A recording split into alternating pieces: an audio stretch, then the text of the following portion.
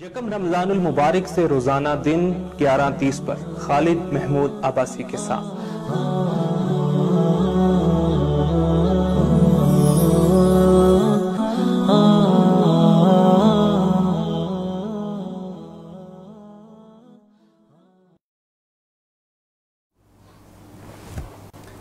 جی السلام علیکم ناظرین، میں ہوں فاروق سلطان اور پروگرام آپ دیکھ رہے ہیں جواب نامہ نواز اسٹوڈیوز اسلام آباد سے، اور یہ پروگرام روزانہ براہ راست آپ کے سامنے لے کے آیا جاتا ہے، اور اس پروگرام کا جو فارمیٹ ہے وہ سوال و جواب پر مشتمل ہے۔ اس پروگرام میں اپنے سوالات آپ ہم تک پہنچا سکتے ہیں۔ جو ہمارے پارٹیسپینٹس ہیں اس پروگرام میں جناب خالد محمود عباسی صاحب اور مدثر رشید صاحب، ان کے سامنے ہم وہ سوالات رکھتے ہیں، ایک ڈسکشن جنریٹ ہوتی ہے اور جس سے ہم اس پروگرام کو آگے لے کے چلتے ہیں۔ آپ اپنے کوسچنز اس لائیو ویڈیو کے کامنٹ سیکشن میں کر سکتے ہیں، اور اسی طریقے سے ہمیں ہمارا فیس بک پیج ہے نواز اسٹوڈیوز کا، اس پہ میسج کر سکتے ہیں۔ ہمارا فون نمبر ہے، اس پہ آپ SMS یا واٹس ایپ کے ذریعے ہمیں اپنے کوسچنز جو ہے وہ بھیج سکتے ہیں۔ کل بھی ہماری کافی ڈسکشن ہوئی، کچھ کوسچنز ہمارے جو تھے وہ رہ گئے تھے، ہمارے پروگرام کا وقت ختم ہو گیا تھا۔ ہم آج پھر ان کوسچنز کو لیتے ہیں، اور جب تک یہ ہے کہ نئے ساتھی جوائن کرتے ہیں، ہم کل کے کوسچنز کا جو ہے آنسر خالد صاحب سے اور مدثر بھائی سے لینے کی کوشش کرتے ہیں۔ ہمارے مستقل ویور ہیں فیصل رحمان صاحب، کل ان کا ایک کوسچن آیا تھا اور وہ کہتے ہیں کہ اس احیائی فکر کو معتدب تعداد میں جانثار تب ہی میسر آ سکتے ہیں جب موجودہ گلے سڑے نظام کی ایک ایسی سخت مار لوگوں پر پڑے کہ سوئی ہوئی قوم کو جھنجھوڑ کے رکھ دے۔ اس بحر کی موجوں میں جو اضطراب مطلوب ہے وہ تب ہی ممکن ہے جب اللہ اسے کسی طوفان سے آشنا کر دے۔ کیا آپ اتفاق کرتے ہیں؟ دیکھیں، ایک حد تک تو بات ٹھیک ہے یہ، لیکن یہ کہ مکمل طور پر ٹھیک نہیں ہے، اس لیے کہ جہاں تک آپ نے جس ٹیم نے انقلاب لانا ہوتا ہے وہ جب بناتے ہیں وہ تو شعوری طور پر دھکا کھا کے آئی ہوئی نہیں، بلکہ یہ کہ وہ اس نظام کو اعلیٰ وجہ بصیرت قبول کر کے اس کی اچھا سمجھ کے تو ایک ٹیم بنی ہوتی ہے۔ تو جب اس طرح کی سچویشن پیدا ہوتی ہے کہ وہ لات پڑی ہو کبڑے کو، تو وہ تو عوام کو انگیج کرنے کے لیے ہوتی ہے، ایک عمومی مایوسی کی ضرورت ہوتی ہے، انقلاب کے لیے وہ حالات مناسب اور موزوں ہوتے ہیں۔ لیکن اگر آپ وہ ٹیم نہ تشکیل دے پائے ہوں اور مایوسی پہلے پیدا ہو گئی ہو تو یہ بہت بڑے کیاس کو جنم دے، یہ طوائف الملوکی کو جنم دیتا ہے، اس سے ریولوشن نہیں آتا اور یہ پھر کسی کے کنٹرول میں حالات نہیں رہتے۔ تو یہ دو چیزیں بیک وقت چاہیے ہوتی ہیں۔ اس میں اہم ترین چیز جو ہے وہ تنظیم کا ہونا ہے، ایک ایسی ریولوشنری پارٹی کا کہ جو ان سارے حالات کو کنٹرول کرے، اور مایوس کن حالات نہ بھی ہوں اور ریولوشنری پارٹی ہو تو وہ کریٹ بھی کر لیتی ہے، وہ اپنے اسٹرگل سے وہ عوام کو اپنے ساتھ انگیج کر لیتی ہے۔ لیکن اگر حالات مایوس کن ہو جائیں جیسے کہ ہمارے ہوتے جا رہے ہیں، اور ویسی پارٹی کوئی بھی نہ ہو کہ جسے ہم ریولوشنری پارٹی کہہ سکیں، تو جو ایگزسٹنگ لیڈرشپ ہوتی ہے اس سے تو لوگوں کا اعتماد اٹھ چکا ہوتا ہے، لہٰذا اب کوئی بھی لیڈر نہیں ہوتا اور موب کے پاس چلا جاتا ہے اختیار، اور یہ فساد کی صورت ہوتی ہے، یہ طوائف الملوکی کی صورت ہوتی ہے، یہ سوسائٹی کے لیے بہت ورس سچویشن ہوتی ہے۔ نہیں، اگر کوئی سوسائٹی کا کوئی ڈھانچہ ہی آپ اس کو توڑ پھوڑ دیں تو اس میں انقلاب لانا ایزی نہیں ہو جائے گا یا مشکل ہو جائے گا؟ اس میں جس طرح خالد صاحب نے کہا نا کہ تاریخ، اگر انقلابات کی تاریخ کو آپ دیکھیں تو یہ ریبیلین اور ریولوشن میں ہی فرق ہوتا ہے۔ جو خالد صاحب نے ایسا بتایا کہ جہاں کوئی لیڈرز نہیں ہوتے وہاں پر کیوس ہوتا ہے، خانہ جنگی ہوتی ہے۔ اگر ہم فرینچ ریولوشن کو دیکھیں تو اگر جیکوبنز نہ ہوتے، جیکوبن کلب جو کہ بڑی ایک آرگنائزڈ ایک جماعت تھی، اور جتنے بھی یہ جو وولٹائر روسو وغیرہ اس کے ممبر تھے، بڑی آرگنائزڈ ایک آرگنائزیشن تھی، اگر وہ نہ ہوتی تو یہ ریولوشن اس طرف نہ جاتا، مطلب ریولوشن صحیح طرح جو ہے وہ اپنے ثمرات نہ لے کے آتا۔ اس طریقے سے اگر امریکن ریولوشن میں پیٹریوٹس نہ ہوتے تو ریولوشن نہ آتا۔ تو جہاں پہ بھی آپ دیکھیں گے رشین ریولوشن میں کمیونسٹ نہ ہوتے جو ہے، تو اصل میں ہوتا ہی ہے نا کہ یہ پھر جو پیس ہوتی ہے ریولوشن کی وہ اتنی تیز ہو جاتی ہے جی وہ آپ کے ہاتھ میں جو پیچھے جو سارے جو کنٹرول کر رہا ہوتا ہے، جس نے موٹیویٹ کیا ہوتا ہے، انیشیٹ لیا ہوتا ہے، وہ غائب ہو جاتا ہے سیدھی۔ مطلب آپ نظروں سے اوجھل ہو جاتا ہے۔ نہیں، سیرت کے ساتھ یہ ہو رہے ہیں، آپ جتنی سیرت پڑھیں نا، اگر فرض کریں 10 والیوم میں لکھی گئی ہے تو اس میں 1/10 ہوگا جو وہ مکی دور کا ہوگا، جو اصل ہے، ٹھیک ہے نا، اس کی خبریں ہی نہیں ہیں بھائی ہوا کیا، پھر کیا ہوا، وہ ساری تفصیلات آپ کو مدینے کی ملیں گی۔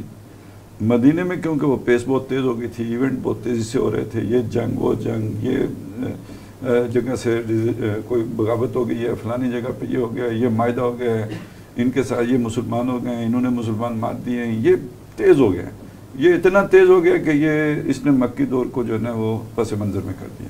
حالانکہ اصل دور جس پر فوکس ہونا چاہیے سیرت میں وہ مکی دور ہے، یعنی بنیاد تو وہاں پڑی ہے، بیج وہاں پہ بنا ہے، وہ سارا اصل جماعت تو آپ سمجھ لینا جو نیوکلس بنا ہے اس جماعت کا وہ تو وہاں بنے. اور وہ جو بدر سے پہلے جو ہیرا کا مرحلہ ہے وہ تو سارا مکے میں سر ہوا ہے. یہ بات اور یہ ہر جگہ ہوتا ہے، یہ آپ فرانس میں بھی والٹر روسو زیادہ مشہور ہو گئے، اصل جس نے وہ سارا ڈیزائن کیا ہوگا، پلان کیا ہوگا، وہ شاید نظروی میں نہ آیا. ہاں نہیں، وہ تو وہی جیکوبین کلب کے جو بھی لیڈرشپ تھے، روبسپیئر جو ہے وہ تھا نا جو اصل میں جو اس کا امیر تھا، یہ سمجھ لیں آپ. لیکن اس کا اب نام اتنا سامنے ان کو تو پتہ ہے جو ہسٹری پڑھتے ہیں، لیکن ویسے نام زیادہ پھر والٹر روسو یہ رائٹرز تھے، ان کا نام زیادہ تھا. تو یہ ہے کہ اسٹرانگ آرگنائزیشن جب تک نہیں ہوگی تو یہ ظلم ہے پھر اس سوسائٹی کے ساتھ اگر اس طرح کی کیوس کریٹ کرنے کی کوشش کی جاتی ہے. اور یہی مثلا ان طاقتوں کا آج کل تو یہ جو ہے نا جو طاقتیں بیٹھی ہوئی ہیں دنیا کی، ان کا یہی ہوتا ہے کہ وقت سے پہلے جو ہے یہ ٹریگر کر دیا جائے اس موومنٹ کو، اور ان کو کوئی لیڈرز نہ ملیں. اب جیسے عرب سپرنگ میں کیا ہوا ہے، یہی ہوا ہے، انہیں لیڈرلیس ریبیلینز کہا جا رہا ہے. کیوں؟ کیونکہ اس میں کوئی لیڈر نہیں تھا. انہوں نے دیکھا کہ ویکیوم ہے، یہاں پہ کوئی اسٹرانگ جماعت ان کو لیڈ کرنے والی نہیں ہے، تو وقت سے پہلے اس کو ٹریگر کرنے کی ایک طرف کوشش کی گئی تو تاکہ یہ اس کا جو ہے فائدہ ان کو ملے. تو یہی پاکستان کا ڈیزائن تھا، جو عرب سپرنگ ہے نا، یہ ڈیزائن تھا. آپ کو یاد ہوگا ایک پاکستان میں بھی ایک جو ایک لہر چلی تھی کہ عوام ایک دو شخصیات تھی ایسی جو بہت ہی زیادہ اس کو جو ہے نا ابھار رہی تھی کہ انقلاب یوں آتا ہے. 19 سالوں میں جب عرب سپرنگ، اچھا 2-3 سیمیناروں میں ایک ایسی شخصیت کے ساتھ مجھے شرکت کرنے کا موقع ملا. میں نے ہر جگہ پہ اس ڈاکٹرین کو جو ہے نا کاؤنٹر کیا. آخر وہ صاحب جو ہے نا ایک چوتھی جگہ پہ ادھر اسلام آباد میں انہوں نے میرا نام لے کے کہا کہ جناب ان کی تو اپنی ایک سوچ ہے اور اپنا ایک خیال ہے. یہ مکی دور سے نکلتے ہی نہیں، مکی دور بھی نہیں تھا وہ. اصل میں یہی نہیں کہ یہ انقلاب تو ایسی طرح بس سڑکوں پہ لوگ نکل آتے ہیں تو انقلاب آ جاتا ہے. اور ہاں جو وہ لوگ اس طرح جو بات کرنے والے ہوتے ہیں تو کچھ تو گئے اس میں مینشن کرتے تھے افراد سازی کا مرحلہ. اس وقت وہ ساری بات جو بھی ہوتی تھی وہ تو ہم اس طرح کرتے تھے کہ بھئی ایک آدمی کی سوچ بنی ہے، اس کا یہ فیلڈ نہیں ہے، ایکسپیرینس نہیں ہے، وہ سمجھتا ہے، دیانتداری سے سمجھتا ہے کہ اس طرح انقلاب آ جاتے ہیں. لیکن یہ بعد میں جب عرب سپرنگ کے حالات بھی دیکھے پھر یہ تو لگتا یہ ہے کہ یہ کہیں ڈیزائن ہوا تھا اور یہ تمام مسلمان ممالک میں ایک جو ہے نا جسے لا اینڈ آرڈر کے مسائل کھڑے کرنے کے لیے اور سوسائٹی کو ڈسٹرکٹ کرنے کے لیے باقاعدہ ویل پلانڈ ایک کوئی منصوبہ تھا جو یہاں ہمارے جن پہ ہاتھ رکھا گیا ان کا ٹیلنٹ نہیں تھا، یا پتہ نہیں ہو سکتا اللہ نے ہمارے ذریعے سے اس میں کوئی کر دی ہو. کیونکہ بہرحال جس بھی اجتماع میں مجھے جانے کا موقع ملا یا اس فورم پہ ان کے ساتھ تو پھر وہ تو بات آگے نہیں چل سکتی. اور یہ نالج جو ہے نون ہے، اگر آپ اس کو پڑھ لیں تو کوئی راکٹ سائنس نہیں ہے کہ 3 چیزیں چاہیے ہوتی ہیں کسی بھی ریولوشن کو پکنے کے لیے معاشرے کے اندر، یعنی ریبیلین یا ریولوشن جو بھی ہے وہ جو حالات پیدا ہونے کے لیے. ایک تو ہے کہ آمرانہ تسلط، ٹھیک ہے، طبقاتی تقسیم، ظلم، جو ہے نا انڈیفرنسز، تیسری جو ہے وہ خراب معاشی حالات. ٹھیک ہے، تو ہم دیکھتے ہیں کہ خراب معاشی حالات اگر نہیں بھی ہیں، جیسا وہ کہہ رہا تھا نا، صرف خراب معاشی حالات نہیں ہیں، وہ جو آمرانہ تسلط ہے اور وہ جو آپ کے حقوق کا نہ ملنا ہے اور پھر انڈیفرنسز ہیں. آپ دیکھیں یہ جو عرب کنٹریز تھیں، عراق وغیرہ اور یہ آگے پیچھے عراق، لیبیا، یہاں پہ ایک معاشی مسئلہ نہیں تھا، وہ تو بڑے خوشحال تھے. یہاں مسئلہ وہ جو تھا اوپر سے جو جبر کا تھا.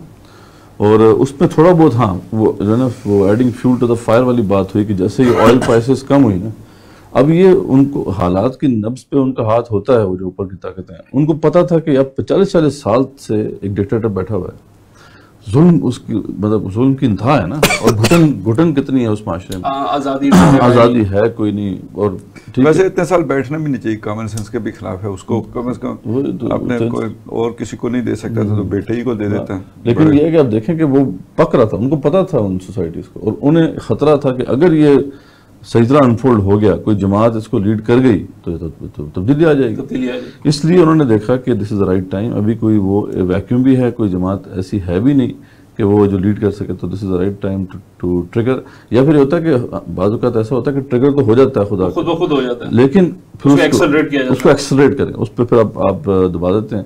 تو بس یہ ہوا ہے کہ اچھا اس میں ایک ڈفرینس آپ یہ بھی تو دیکھتے ہیں نا کہ پاکستان کا جو مطلب بہرحال پاکستان اور عرب کنٹریز میں ایک ڈفرینس ہے. پاکستان میں سیاسی شعور بہرحال وہاں سے کافی زیادہ ہے. سیاسی شعور نہیں، آپ دیکھیں سر 2014 میں ہماری جو ایک دو جماعتیں تھیں جو دھرنے کی کوشش کی، جنہوں نے وہ قیاس پیدا کرنے کی کوشش کی، لیکن باقی آپ کی ساری سیاسی لیڈرشپ ویسے تو آپس میں بڑے ڈفرینسز ہیں، لیکن انہوں نے بڑی اس ٹائم میچورٹی کا جو ہے وہ مظاہرہ کیا اور انہوں نے بڑے طریقے سے اس چیز کو ہینڈل کیا. وہ چیز اپنی جگہ پہ دیکھو، جب سسٹم کی بات آئے گی، جو ہم ریولوشن کی بات کر رہے ہیں، تو اس میں تو سیاسی لیڈرشپ سے بالا تر جو آپ کے ادارے ہیں اور جو ان کا مطلب یعنی وہاں پہ باقاعدہ کاؤنٹر اسٹریٹجیز بنتی ہیں، تو وہ تو بہت ایک منظم ایفرٹ ہوگی کاؤنٹر کرنے کی، وہ ایسی نہیں ہوتی.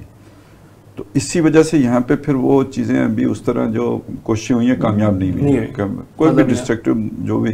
اچھا دیکھیں سعودی عرب میں بھی نہیں کامیاب ہوئی. سعودی عرب کا بھی نظام بہت مضبوط ہے، کم از کم ابھی تک تو یہ ثابت ہوا ہے. اور سعودیز اتنے مطلب کورے نہیں ہیں. ابھی جو خطے میں انہوں نے بڑی لمبی چالیں چلی ہیں، یعنی ایران کو اس کے پیچھے اور بھی تو ہے نا گرینڈ اسٹریٹجسٹ تو ہیں، جو بھی ہے، لیکن جو آپ کو سامنے نظر آ رہا ہے نا، لیکن ان کی اسٹریٹجی خطے کے اعتبار سے دیکھیں نا تو انہوں نے بڑی یعنی خطے میں یعنی ایران بھی ایک بہت ہی اس اعتبار سے اہم ملک ہے. اس کے میرا خیال ہے شاید مسلمان ممالک میں سیاسی شعور کے اعتبار سے سب سے بلند تر ملک ڈپلومیسی، انٹرنیشنل ڈپلومیسی میں. جی تو لیکن یہ کہ یہاں پہ تو بہرحال سعودی سے نت ڈالنے میں کامیاب ہو گئے ہیں.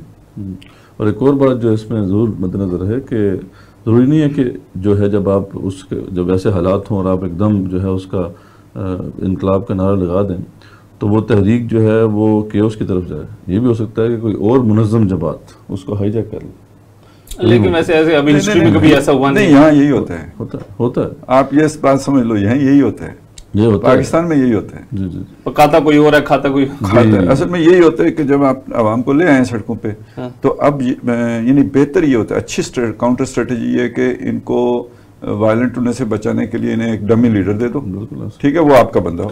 ایران میں بھی یہی ہوا تھا نا. ایران میں جو ان کی جو علماء کی پارٹی ہے بیسیکلی، وہ بھی تو ایک پارٹی تھی نا جو بڑی منظم تھی اور بڑا ان کا ایک عوام کے اذہان میں ان کی ایک مقام تھا، ان کی مورل اتھارٹی تھی. تو یہ سارے کے سارے جو اپرائزنگ تھی یہ تو ڈاکٹر علی شریعتی اور وہ جہاں کے یوتھ جو تھی انہوں نے کی تھی. لیکن یہ ہے کہ وہ دیکھیں جیسے ہی وہ اس طرف گئی ہے بات، یعنی اس مقام پہ پہنچی ہے پارٹی کے خلق پارٹی کوئی کمیونسٹ ٹائپ پارٹی تھی، وہ جب یہاں تک پہنچی اور ایک دم وہ جو ہے نا وہ جو ایک انڈیفرنسز ہے. اچھا وہاں پہ بھی وہی معاملہ آپ دیکھتے ہیں کہ معاشی حالات تو بہت اچھے تھے وہاں پہ، تو وہ تو بہترین کر رہے تھے پرفارم، اور ماڈرنائزیشن چل رہی تھی، لبرلائزیشن ہو رہی تھی، مارکیٹ فری مارکیٹ تھی.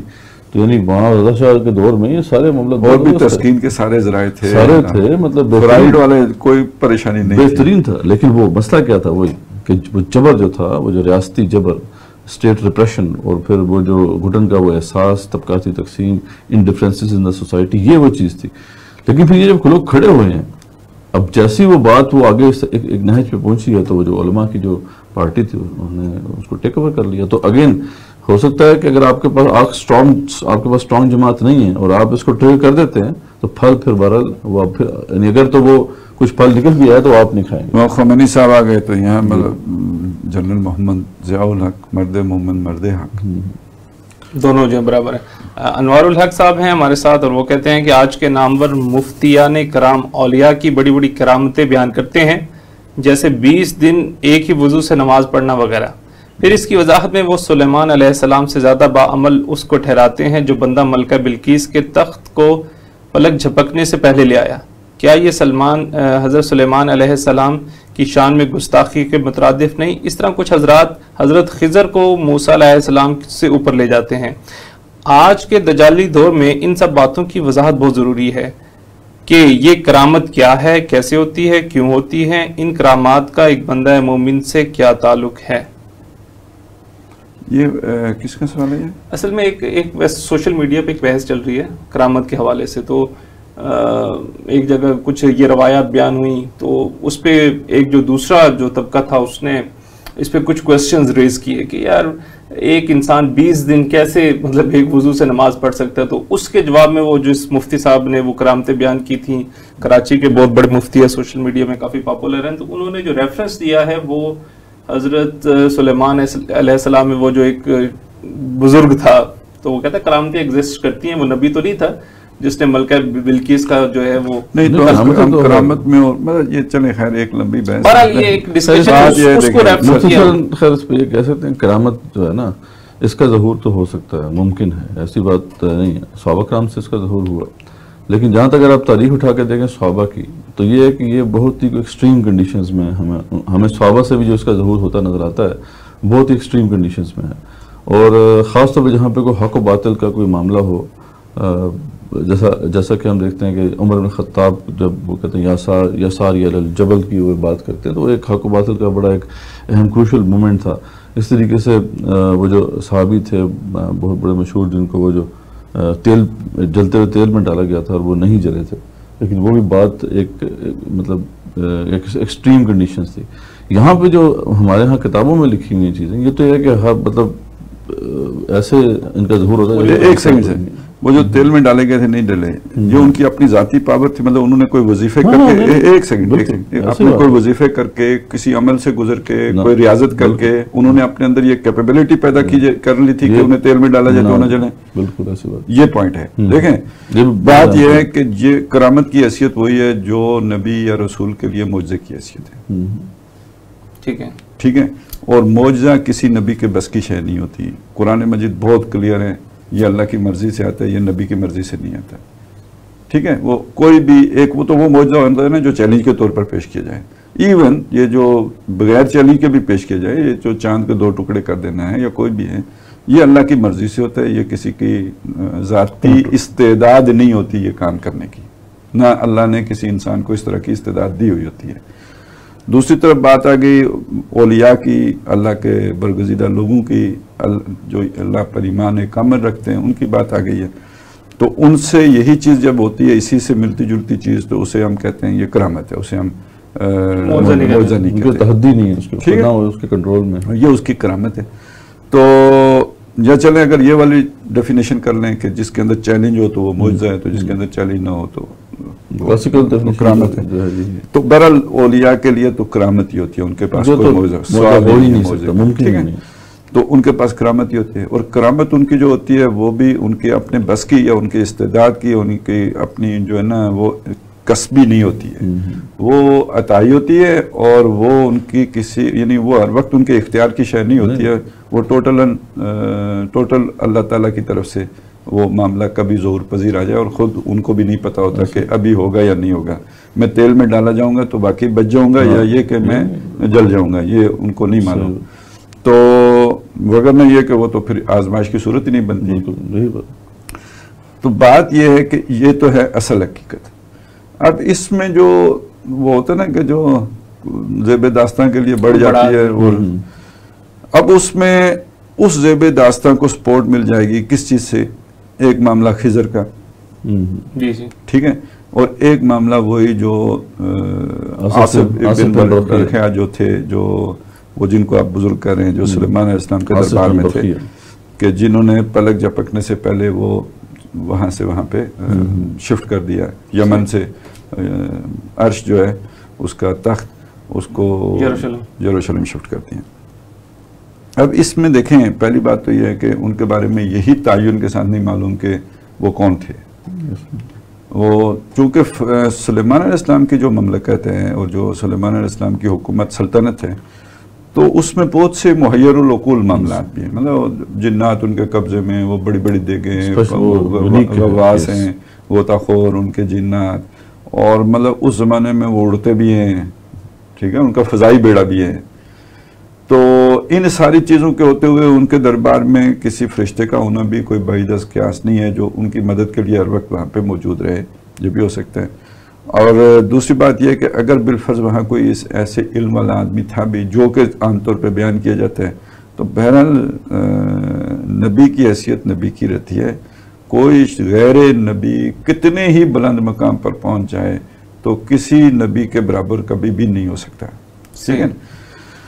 تو اب اچھا ان چیزوں کا ہونا آپ یہ سمجھ لیں جیسے کوئی آپ کا سائنسدان ہے, اس نے ایٹم بم بنا لیا, کتنا بڑی شے بنا لیا, لیکن بہرحال سائنسدان نہیں ہے وہ, اس کا وہ مقام مرتبہ علمی طور پر سوشل سائنسز کا اس کا وہ مقام نہیں بنے گا.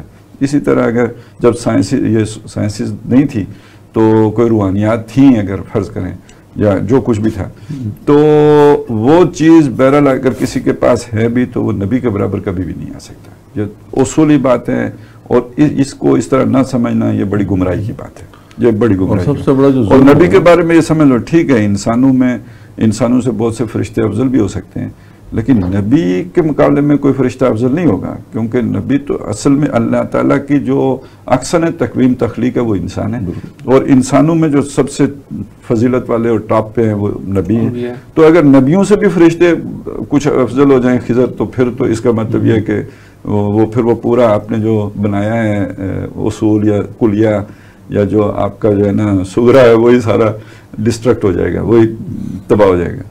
تو اس لیے یہ چیزیں اصولی طور پر تو اس طرح مان کے اب جہاں جہاں جو ایڈجسٹ ہوتا چلا جائے وہاں پہ ایڈجسٹ کرتے چلے جائیں. اچھا مسئلہ وہ جو ہم نے کل بحث چھڑی تھی نا تقدیر کی, یہ اس کے ساتھ کر جاتا ہے کنفلکٹ, یعنی اس مسئلے کو نہ سمجھنے کے نتیجے میں یا تکوین کے مسئلے کو نہ سمجھنے کے نتیجے میں یہ سارے مسئلے کھڑے ہو جاتے ہیں. اتنا آسانی سے سمجھ میں نہیں آتا, لیکن بہرحال اب جب اس طرح کی چیز آتی ہے تو بیان تو کرنا پڑتا ہے. اب خضر اور موسیٰ کا معاملہ دیکھو تو بظاہر اگر آپ اس کو دیکھیں گے تو معلوم ہوگا کہ خضر کے پاس حضرت موسیٰ سیکھنے کے لیے بھی گئے ہیں. خضر کا انداز اتھارٹی والا بھی ہے کہ جب تک میں آپ کو نہ بتاؤں آپ نے سوال نہیں کرنا. وہ سوال کرتے ہیں تو خضر کی طرف سے ایک طرح سے جھڑکی بھی آ جاتی ہے. تو یہ ساری چیزیں دیکھ کے لگتا ہی ہے کہ خضر کی حیثیت بالاتر ہے اور موسیٰ علیہ السلام کی حیثیت ان کے نسبت نیچے ہے. لیکن اس فیلڈ کے اعتبار سے جس فیلڈ میں خضر کام کر رہے ہیں, خضر جو ہے تکوینی امور میں کام کر رہے ہیں. یہ ہے بہت بڑا فرق, ٹھیک ہے نا. اور خضر کو یہ تکوینی امور سپرد کیے گئے ہیں اللہ کی طرف سے. اچھا یہاں پہ ایک بات اور نوٹ کر لیں آگے, پھر یہ مجھے لگتا یہ ہے کہ یہ ایک نیا پنڈورا نہ کھل جائے, لیکن یہ کہ بہرحال اب چھیڑا ہے آپ نے یہ بڑوں کا چھتا تو ساری بات نکلے گی. تکوینی طور پر دیکھیں تو فرعون کس کے حکم کے تابع ہے؟ فرعون کو بادشاہی کس نے دی ہے؟ بادشاہی ہے کس کی؟ قل اللہم مالک الملک, بادشاہی کا مالک تو اللہ ہے. تو تل ملک کا منتشا, تو اپنی بادشاہی دے دیتا ہے جس کو چاہتا ہے. بادل لنا اولی باسن شدید, ٹھیک ہے نا, وقت نصر کو اللہ نے کہا. ٹھیک ہے. تو فرعون کے پاس بھی جو اقتدار ہے دیا ہوا تو اللہ کا ہے. اب فرعون اور خضر میں فرق کیا ہے؟ قتل فرعون بھی بچے کرتے ہیں, قتل خضر نے بھی بچے کو کر دیا ہے. فرق کیا ہے؟ خضر مامور ہے اس کام پر, مکلف فیصلہ اللہ کا, ہاں فیصلہ اللہ کا ہے. اللہ کے اس فیصلے کی تنفیذ کرنے کا کام خضر کا ہے. یوں کہہ لو جی وہ چیف سیکرٹری ہے اللہ کی مکلف شریعت ہے ہی نہیں وہ. ہاں وہ مکلف شریعت نہیں ہے, وہ مکلف قضاء و قدر ہے. یہ بہت بڑا مسئلہ ہے. اچھا ادھر جو فرعون کو اللہ تعالیٰ نے اقتدار دیا تھا ہے تکوینی طور پر وہ بھی دیا ہوا اللہ کا ہی, لیکن یہ پابند اسے رہ کے شریعت کا پابند رہ کے کام کرنا تھا. اچھا یہ موسیٰ اور خضر بار بار بحث کیوں کر رہے ہیں؟ وہ دو چیزیں ٹکرا رہی ہیں. اللہ کا نبی ہے, اسے بھول گیا میں کیا معاہدہ کر کے اس کے ساتھ چلا ہوں. اللہ نے بالکل نہیں بولا, بتا کے بھیجا کہ میرا بندہ ہے. پھر بھی موسیٰ علیہ السلام شریعت کے خلاف بات دیکھتے ہیں, ٹوکتے ہیں. ان کا یہ فنکشن ہے, یہی تو سبق دیا گیا بھائی, جس کو لوگ پک نہیں کر رہے اور وہاں سے وہ چیز نکال رہے ہیں جو ان کی گمراہی کا باعث بنتی ہے. بحیثیت انسان میں آپ کوئی بھی, ہم شریعت کے مکلف ہیں. ایک حادثہ ہوتا ہے, یہ واقعہ میں یہ بتاتا ہے یہ نظروں میں حادثہ ہے, یعنی یہ کوئی اسباب کی سطح پہ یہ حادثہ ہے, ٹھیک ہے, لیکن اس کے پیچھے کسی خضر کا ہاتھ ہے اور خضر کے پیچھے خدا کا ہاتھ ہے, تو یہ پلینڈ انسیڈنٹ ہے, یہ ایکسیڈنٹ نہیں ہے. خضر کو رکھ کے دیکھیں گے تو ہمیں اس پورے واقعے سے یہ تعلیم ملے گی. بیٹا فوت ہو گئے, ابھی قمر زمان قاہرہ صاحب کا بیٹا فوت ہو گیا, ایکسیڈنٹ میں فوت ہو گیا, گاڑی تیز رفتار تھی, یہ تھا وہ تھا وہ تھا. اب اس رخ سے دیکھو گے تو کسی خضر نے اٹھا کے گاڑی پٹک دی ہوگی. اللہ کا فیصلہ ہے, وہ نافذ ہو گیا. جو ان کی شخصیت کے ساتھ جو کیا گیا ہے خضر کے ساتھ, اچھا ٹھیک ہے, وہ تو یہ ہو گیا. لیکن اب میں آپ ہم تو اسے اسی طرح ہی دیکھیں گے نا. اس کے والدین سارے یوں ہوتا ہے, اس طرح ہوتا ہے, اس طرح ہوتا ہے, اس طرح ہوتا ہے. تو یہ ہماری سطح ہے. اچھا اس میں فرض کریں کوئی کسی اور نے آگے آ کے گاڑی کھڑی کر دی ہو تو ہماری سطح پہ تو وہ اسباب کی سطح پہ اس کی غلطی بھی ہے, اس پہ FIR بھی کٹے گی, ٹھیک ہے, یہ سارا کچھ یہاں ہوگا, اور ہم مکلف بھی اسی بات کے ہیں.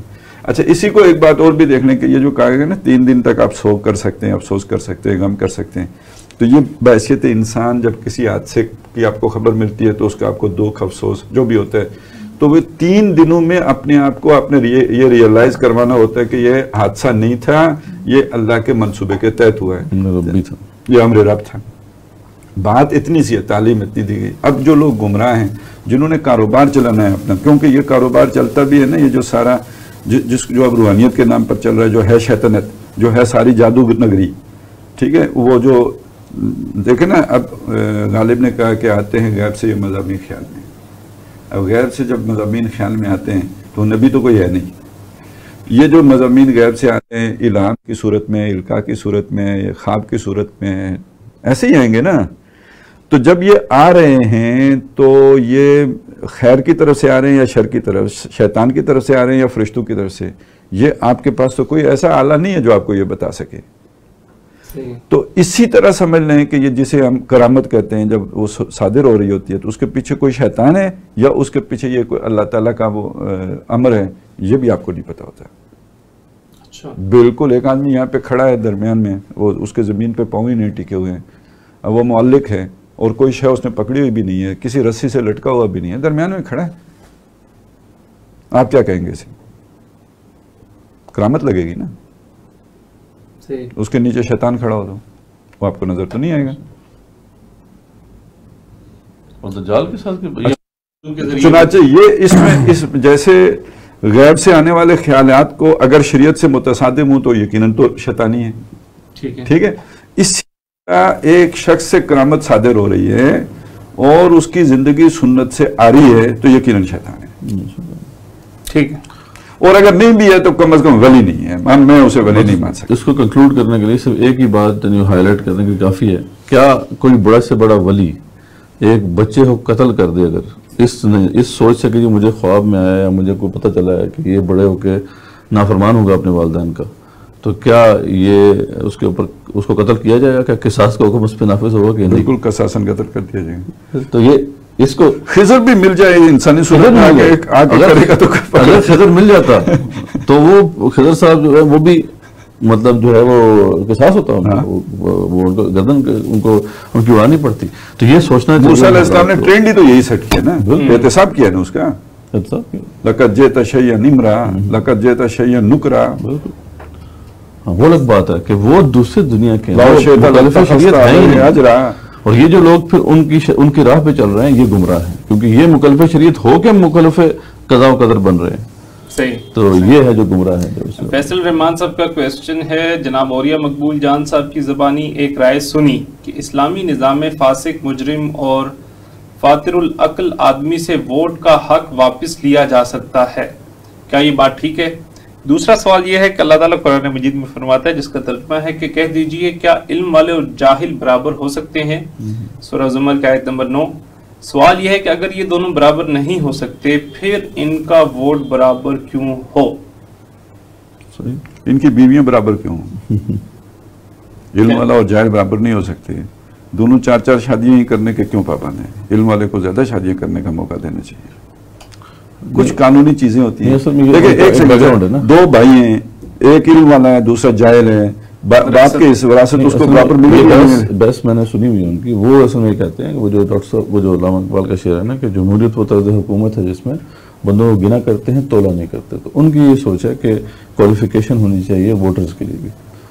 سر ایک سیکنڈ, میں اسی طرف آ رہا ہوں, مجھے ان کی ساری سوچ کا پتہ ہے. وہ جو میں نے پہلے نام نہیں لیے تھے اور جو بات کی تھی ان میں سے ایک اور یہ صاحب بھی ہیں.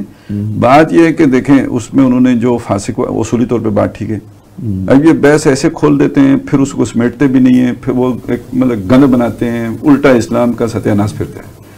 بات یہ ہے کہ وہ یعنی اصولی طور پہ بات ٹھیک ہے جی, فاسق کا وہ حق ساکت کیا جا سکتا ہے, لیکن کیسے ساکت کیا جائے گا؟ کون فیصلہ کرے گا یہ فاسق ہے یا نہیں ہے؟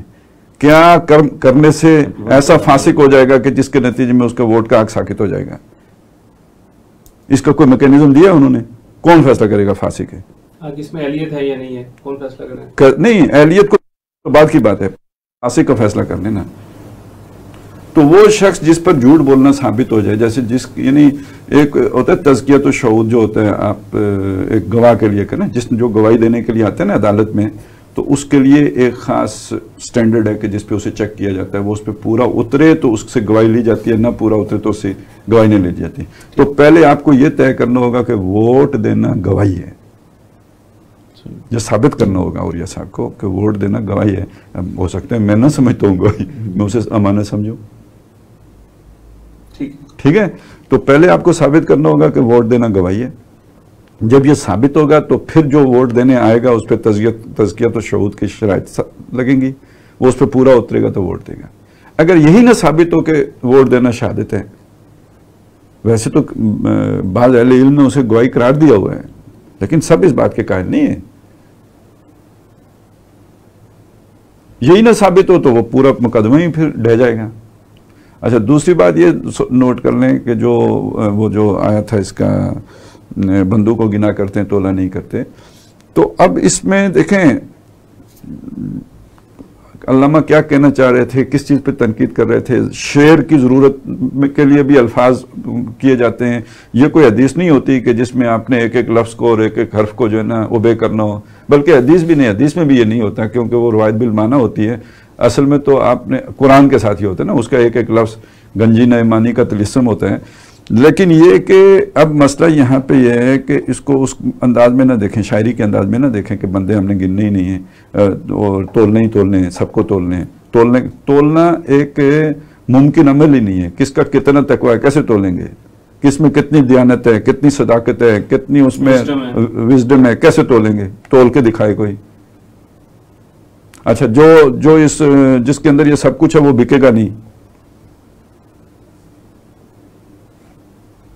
قیمت زیادہ ہو سکتی ہے نا. جس میں یہ نہیں ہے وہ کم پہ بک جائے گا، 10,000 لے کے ووٹ دے دے گا. ٹھیک ہے.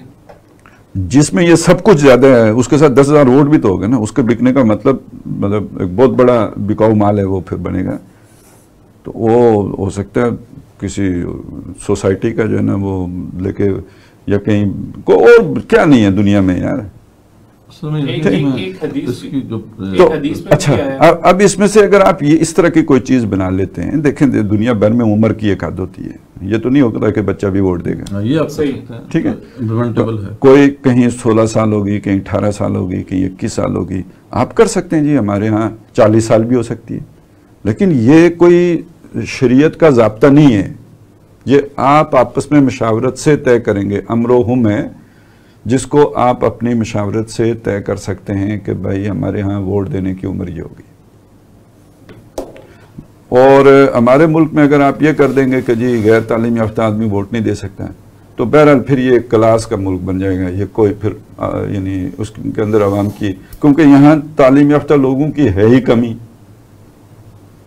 تو یہ تو ایک بالکل عوام کو ریاست کے امور سے لا تعلق کر دینے والی بات ہے.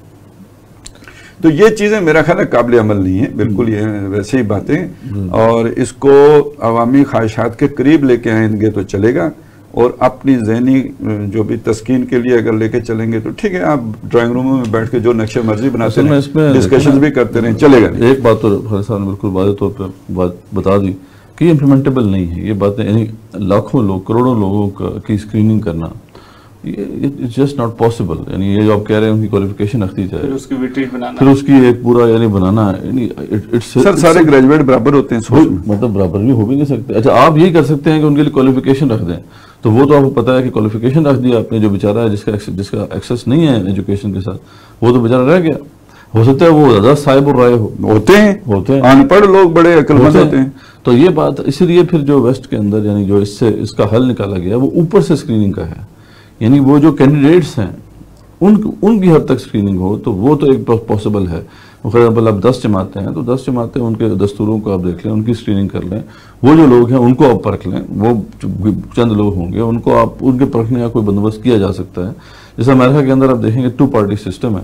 عوام الناس میں تو اس وقت بات لے کے آتے ہیں جب طے کر چکے ہوتے ہیں کہ وہ جو دونوں پارٹیوں کی طرف سے ایک جو ہے وہ کینڈیڈیٹ آئے گا. 2 وہ کینڈیڈیٹس ہوتے ہیں.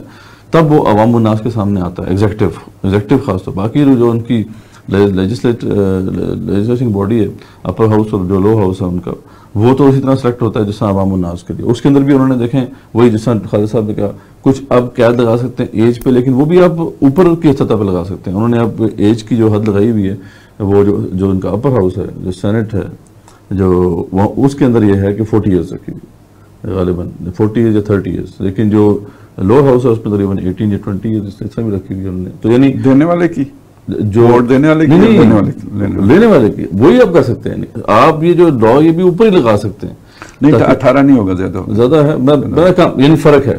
سینٹ کا زیادہ ہے ایج کیونکہ وہ اور ان کی ٹرم بھی زیادہ ہوتی ہے. ان کی 5 سال ٹرم ہوتی ہے, 5 سے 6 سال.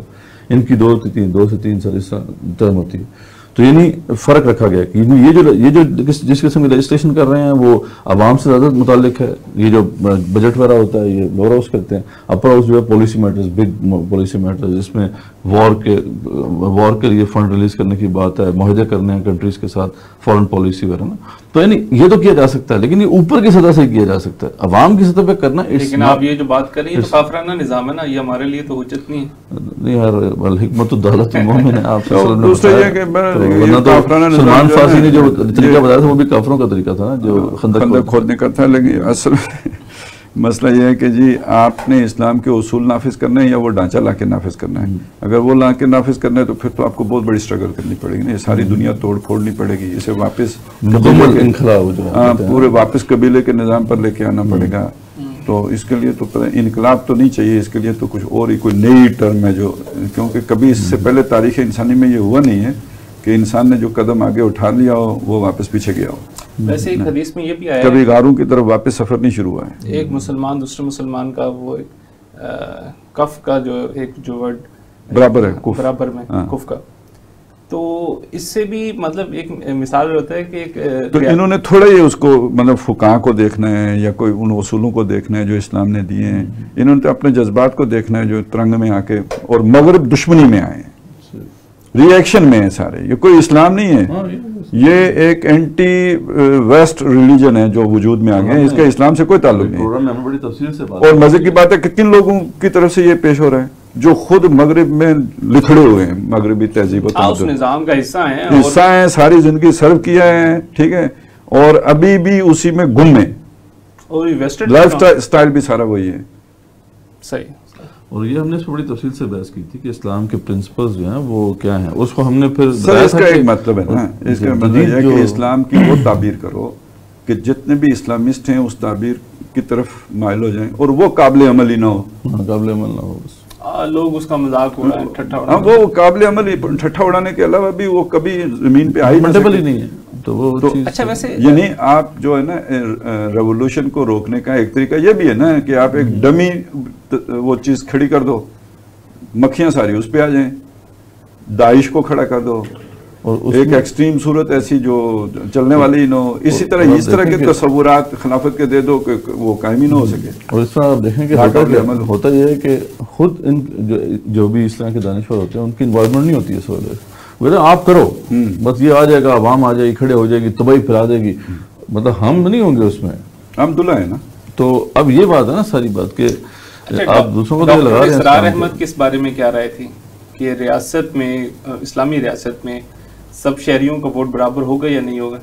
نہیں, وہ تو اس کو جو بات, جیسے اگر میری بات سے یہ نہیں کر رہا تو میں الفاظ کی صورت میں کہہ دیتا ہوں کہ وہ تو اس کے حق میں تھا کہ ووٹ کا حق سب کو ہوگا. وہ اسکریننگ اوپر سے یہ ڈاکٹر صاحب نے منتخب نصاب نمبر 2 کے اندر بھی جو وہ شرائط کی بحث ہے اس میں ڈاکٹر صاحب نے یہ پورا جملہ لکھا ہے بڑی تفصیل کے ساتھ. اور وہ ہمارا ایک جو تنظیم اسلامی کے رفقا ہیں ان کا ایک بنیادی نصاب ہے, لیکن تنظیم اسلامی کے کئی قائدین کی زبان سے میں نے یہ لفظ سنا ہے. یہ منتخب نصاب لکھا نہیں ہے ڈاکٹر صاحب نے, جو انہوں نے بیان کیا اس کو تحریری کیسٹ سے اتار کر یہ لکھا گیا ہے.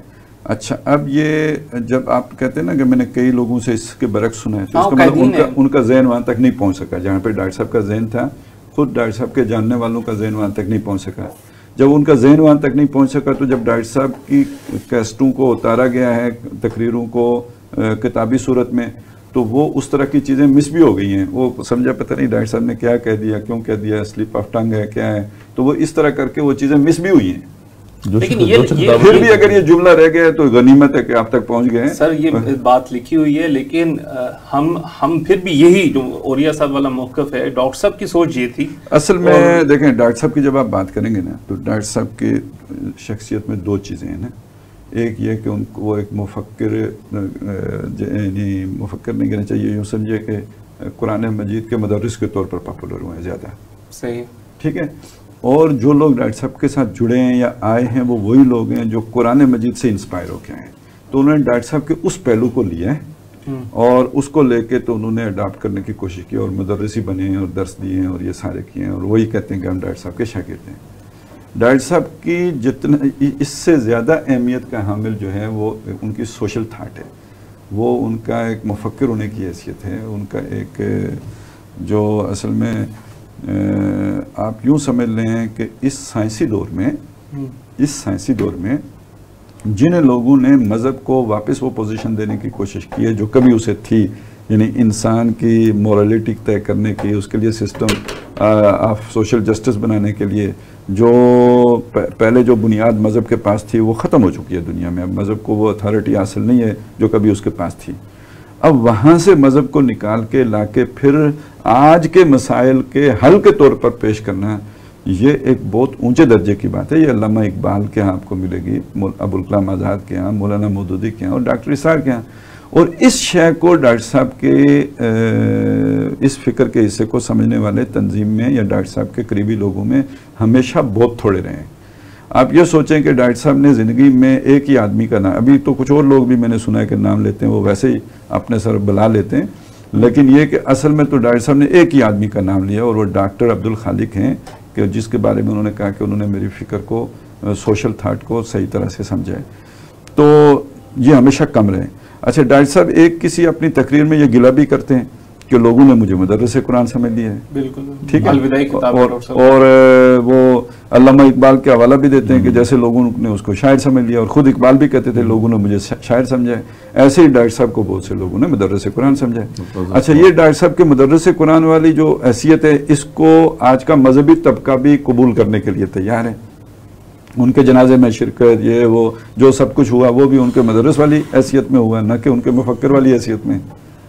ٹھیک ہے. یہ اس کے ساتھ بھی جڑ جاتا ہے. تو بعض لوگ جن کو سمجھ بھی ہو تھوڑی بہت کہ ڈاکٹر صاحب کی وہ والی حیثیت بھی ہے، تو وہ کو ایگزسٹنس کے لیے انہیں یہ والی حیثیت سوٹ کرتی ہے. تو یہ ساری چیزیں مل جل کے تو ڈاکٹر صاحب کا فکر تو چلا گیا ہے پس منظر میں. اور یہ جو ان کا قرآن مجید کا علم ہے یا جو قرآن مجید کے لیے ان کی محنت ہے اور رجوع الی القرآن کی یہ والی جو تحریک کا یہ حصہ ہے، یہ اس حصے سے ڈاکٹر صاحب جانے جاتے ہیں. اچھا مجھے ابھی یاد آیا، ڈاکٹر صاحب نے شاید 2000 کے آس پاس یہ بات بھی کہی تھی.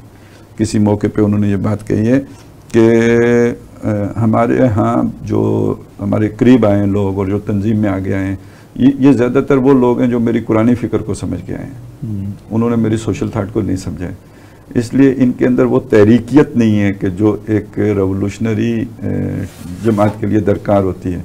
مطلب وہ تعلیم و تعلم تو ہے اور درس و تدریس تو ہے، لیکن وہ ایک جو تحریکیت ہوتی ہے ایک سوشل موومنٹ کے اندر، یا یہ کہ جو ایک جیسے پولیٹیکل سینس ہوتا ہے لوگوں کے اندر، وہ والا میرے ان ساتھیوں کے اندر نہیں ہے، ہماری تنظیم کی ہائرارکی میں نہیں ہے. یہ بات 2000 کے آس پاس ڈاکٹر صاحب نے 2000 سالانہ اجتماع تھا شاید، اس موقع پہ یہ بات کہی ہوئی ہے.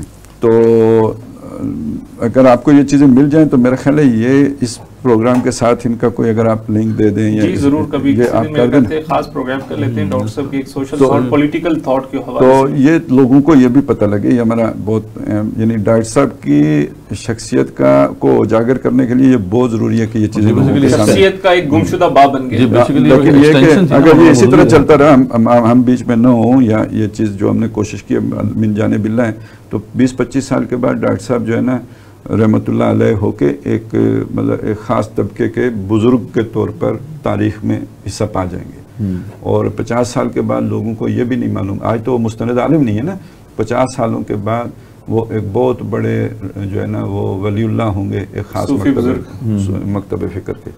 اور بس پھر اسی طرح یہ بیسیکلی ایکسٹینشن تھی مولانا مودودی رحمۃ اللہ کی تھاٹ کی، جی وہ بھی اصل میں پس منظر میں چلی گئی، وہ بھی پس منظر میں چلی گئی. اصل میں جو ڈاکٹر صاحب کے ساتھ ثانیہ ہوا وہ مودودی صاحب کے ساتھ تھوڑے سے فرق کے ساتھ ہوئے نا، تھوڑے سے فرق کے ساتھ ہوئے.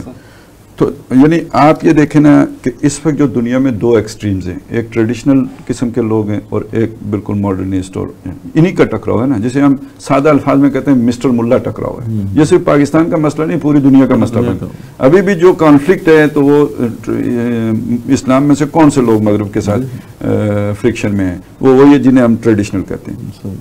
یہ کانفلکٹ دنیا میں جو بھی ہے، یہ اصل میں سب سے زیادہ دو قومی نظریے کے نتیجے میں یہ پاکستان میں پیدا ہوا ہے۔ اس لیے کہ جو آپ کی ٹریڈیشنل سوچ تھی نا بالعموم، یا جو اس کے رہنما تھے، وہ متحدہ قومیت کے حامی بن گئے تھے۔ آپ نے دو قومی نظریہ دیا، زیادہ تر اس کو ان لوگوں نے قبول کیا کہ جو مغربی سوچ و فکر کے حامل تھے۔ یہی چیز باہمی نفرت کا بھی باعث بنی ہے، اور پھر بعد میں پاکستان میں آ کے یہ مسٹر ملا کی تقسیم کی صورت میں اجاگر ہوئی ہے۔ شروع سے چل رہی ہے۔ اصل میں سر سید احمد خان کے کھڑے ہونے سے یہ سٹارٹ ہو گیا تھا کام۔ تو اب یہ جو لوگ اٹھے، جیسے شبلی نعمانی تھے، پھر ابوالکلام آزاد، امید الدین فراہی، پھر مولانا مودودی، اور پھر ڈاکٹر صاحب، یہ ہماری قوم ہے نا، یہ ساری یہ مسلمان ہی ہے نا سارے، جو سر سید کو فالو کر رہے ہوں یا یہ کہ جو ہماری روایت کو فالو کر رہے ہیں، اور بڑے باصلاحیت لوگ ہیں۔ ان کے درمیان ان لوگوں نے برج کرنے کی کوشش کی تھی۔ تو اب مولانا مودودی جو تھے نا، ان کی اولاد ٹریڈیشنلزم کی طرف جانے کے بجائے ماڈرنزم کی طرف چلی گئی تھی، جن کو ہم جانتے ہیں۔ ہو سکتا ہے ان کی اولاد سب کو ہم جانتے بھی نہیں ہے نا، مطلب ان کے بڑے بیٹے امریکہ میں رہتے ہیں، ہمیں نہیں پتا وہ کس حال میں کدھر ہیں کیا ہیں، ان کا ہمیں نہیں معلوم۔ جو میڈیا میں آتے ہیں تو وہاں بالکل کلیئر ہے کہ وہ ماڈرنزم کی طرف چلے گئے، لبرلزم نہیں کہ ماڈرنزم کی طرف چلے، ٹھیک ہے جی، کیونکہ بہرحال نماز روزے کی پابندی تو ہے نا ان کے۔ اچھا، ان کی بیٹیوں کا مسئلہ اس سے برعکس ہے، لیکن یہ کہ بہرحال جو عام طور پہ جانے تو ان کے بیٹے جاتے ہیں نا، تو وہ چلے گئے ماڈرنزم کی طرف، اور یا مسٹر کی طرف کہہ لیں، وہ مسٹر ہو گئے۔ ڈاکٹر صاحب کی بھی اولاد وہاں پہ نہیں کھڑی رہ سکی، یا ان کے متوسلین اور متعلقین وہاں پہ نہیں کھڑے رہ سکتے جہاں رہے یا رہ سکے جہاں پہ ڈاکٹر صاحب کھڑے تھے، وہ ٹریڈیشنلزم کی طرف چلے گئے۔ ٹھیک ہے، اور چونکہ ان کی نمازیں، داڑیاں، سب کچھ انٹیکٹ رہا، تو یہ سمجھا جاتا ہے کہ یہ ڈاکٹر صاحب کے تعلیمات کے چلنے فالو کرنے والے ہیں۔ ایسا نہیں ہے۔ جو مولانا مودودی کے ساتھ حادثہ ہوا، وہی حادثہ ڈاکٹر صاحب کے ساتھ بھی ہوا ہے، اس فرق کے ساتھ کہ مولانا مودودی کی اولاد سب کو نظر آ رہی ہے کہ وہ اولاد نہیں کہنا چاہیے، جو بھی ایک دو بیٹے یہاں پہ، وہ نظر آ رہا ہے کہ وہ اس طرف چلے گئے، جبکہ ان کا نظر ہی نہیں آ رہا ہے یہ کس طرف چلے گئے۔ اور وہ اعلانیہ بھی گئے نا، سامنے وہ نہیں اعلانیہ، یہ بھی تو اعلانیہ، یہ بھی اعلانیہ گئے۔ ڈاکٹر صاحب کی سوچ مجمل ہے، موقف سے ہٹ کرے تو اور کیا اعلان کریں؟ اس طریقے سے اعلانیہ آپ کے قانون میں لا کے ایٹم بم پھاڑیں گے تو آپ کو سمجھ آئے گی۔ اس طرح سامنے نہیں آیا ابھی، اس طریقے سے جسے کہتے ہیں نا سائن اینڈ سمپٹمز، یا کلیم تو ہی کر رہے ہیں کہ ہم آپ بہت قریب رہ کے آئے ہیں، اس لیے آپ جانتے ہیں۔ مولانا مودودی کے بیٹے یہ تو نہیں کہہ رہے کہ ہم اسی سوچ پہ جس پہ مولانا مودودی سے، یعنی وہ تو کہتے ہیں برملا کے لیے غلط سوچ بات، اس کے ایک وجہ ہے، وہ بھی کہتے ہیں یہ مولانا مودودی نے اپنے بیٹوں کو جماعت کا ٹھیکہ نہیں دیا نا، ان کی ضرورت نہیں تھی کہنے کی۔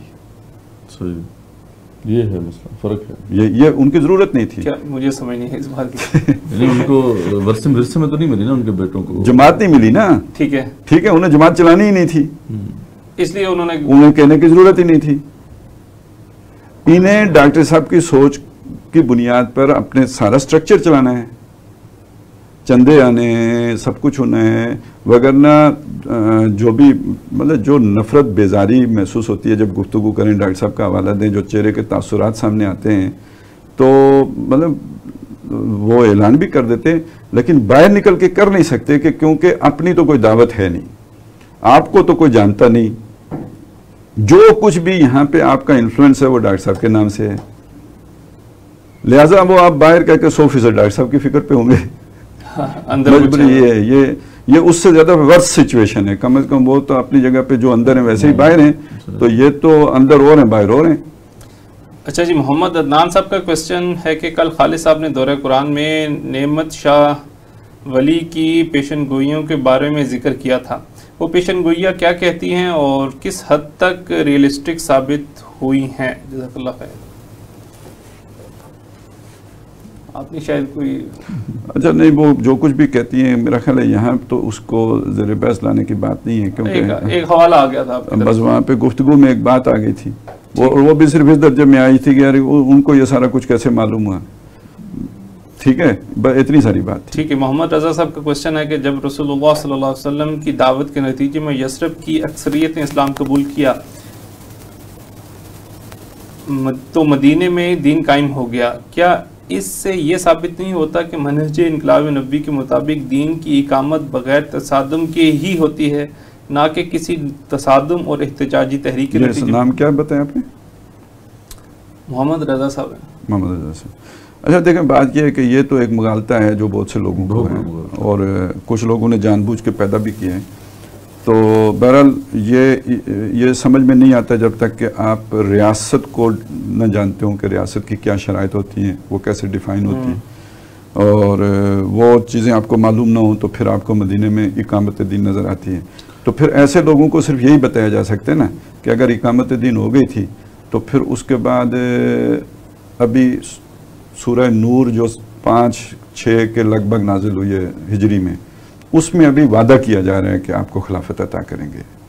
تو اگر وہ آ گئی تھی تو پھر اب وعدہ کرنے کا کیا مطلب تھا؟ ایک چیز مجھے حاصل ہے تو پھر دوبارہ اس کا وعدہ کیوں کیا؟ سورہ مائدہ میں بھی آتا ہے نا کہ تو ان کے پاس آپشن تھی، ایک لا نہیں تھا، فَإِن جَاءُوكَ فَاحْكُم بَيْنَهُمْ أَوْ أَعْرِضْ عَنْهُمْ۔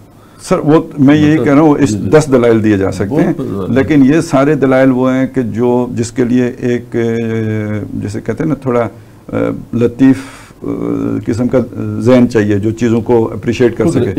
ایک موٹی بات یہ ہے نا جو بالکل اندھے کو بھی سمجھ آ جانی چاہیے کہ اگر وہ قائم ہو گئی تھی تو سن 5 یا 6 میں کیوں وعدہ کیا جا رہا ہے کہ آپ کو خلافت دے گا؟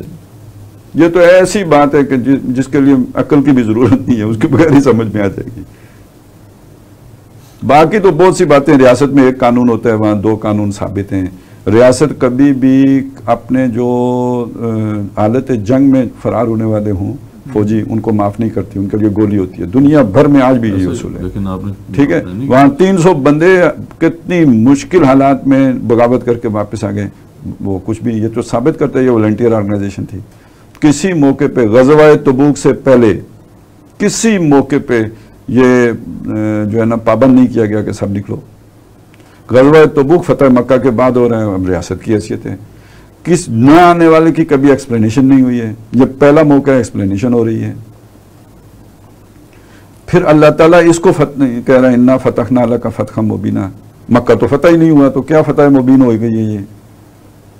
لیکن یہ ساری باتیں سمجھنے کے لیے کچھ جو ہے نا وہ تو کچھ علم چاہیے، کچھ سمجھ چاہیے، کچھ سوچ چاہیے، اس کو ریاست کے سٹرکچر کا پتہ ہونا چاہیے۔ کہ ریاست کا قیام صلح حدیبیہ کے موقع پہ ہوا یا فتح مکہ پہ؟ صلح حدیبیہ کے موقع پر کیوں ہوا؟ دیکھیں وجہ سمجھ لیں، یہ سارا عرب ایک علاقہ مانے اور اس کا مرکزی مقام ام القریٰ جو ہے وہ مکے کو مانے، ٹھیک ہے؟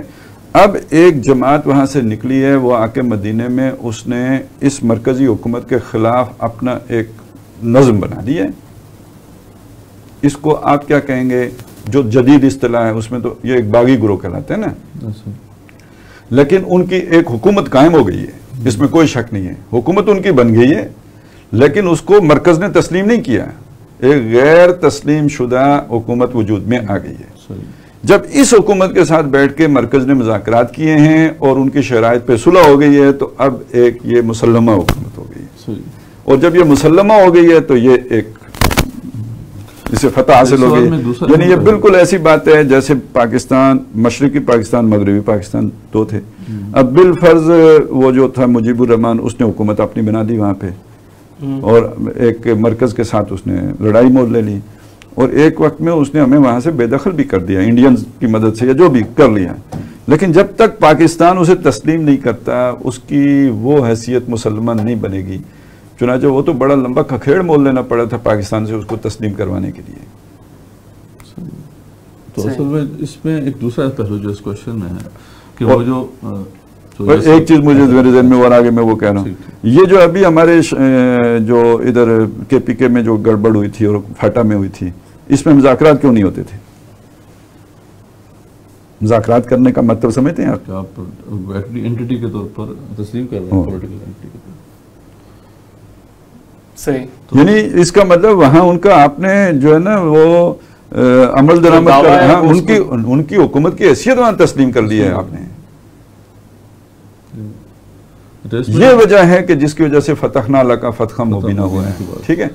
اب یہ ہے کہ بہرحال اس کے بعد 2 سال کے بعد وہ فتح، 2 سال کے اندر اندر وہ صلح ٹوٹی ہے، مکہ بھی فتح ہو گیا، مرکز بھی آپ کے پاس آ گیا ہے، تو اب تو خیر اندھے کو بھی نظر آ رہا ہے کہ وہ ہو گیا۔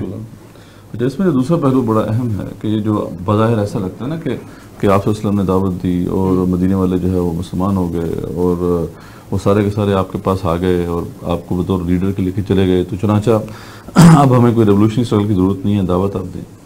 یہ اصل میں بہت بڑی جسے کہتے ہیں نا کہ مس انڈرسٹینڈنگ ہے۔ قرآن میں بڑا واضح طور پہ اللہ تعالیٰ نے فرمایا ہے کہ یہ جو تھی آپ صلی اللہ علیہ وسلم کی جو اصل اسٹرگل تھی، اس کے نتیجے میں تو جو وہی 70-80 جو مہاجرین بعد میں بنے وہاں تک بات پہنچی تھی۔ یہاں پہ آپ صلی اللہ علیہ وسلم صرف ایک دو صحابہ کو بھیجا تھا، مصعب بن عمیر اور عبداللہ بن ام مکتوم رضی اللہ تعالیٰ عنہ، ان کو بھیجا تھا کہ آپ یہ دعوت دیں، لیکن اس کو پھر اللہ تعالیٰ نے واضح کیا ہے کہ وہ اللہ تعالیٰ کی ایک نصرت کا ایک مظہر تھا۔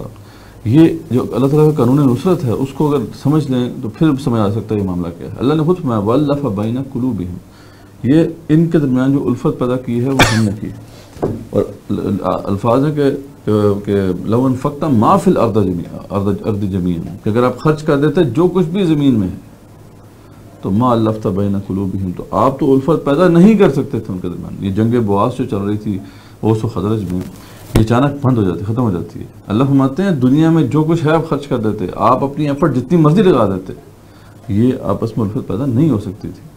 تو اس کو سمجھنا چاہیے کہ اس سے پہلے کچھ ہوا ہے، آپ سے کی اسٹرگل کسی نتیجے تک پہنچی ہے، اس کے بعد اللہ تعالیٰ نے یہ راستہ ہموار کیا ہے، اور وہ پھر وہ جو ہے معاملہ جس میں قرآن میں آتا ہے کہ ام حسبتم ان تدخلوا الجنہ ولما یأتکم مثل الذین خلوا من قبلکم مستهم البأساء والضراء وزلزلوا حتى یقول الرسول والذین آمنوا معه متى نصر اللہ الا ان نصر اللہ قریب۔ اللہ فرماتے ہیں کہ کیا تم نے کیسے حساب لگا لیا جنت تمہیں مل جائے گی، کہ جنت تمہیں اس کے ایسے ہی مل جائے گی؟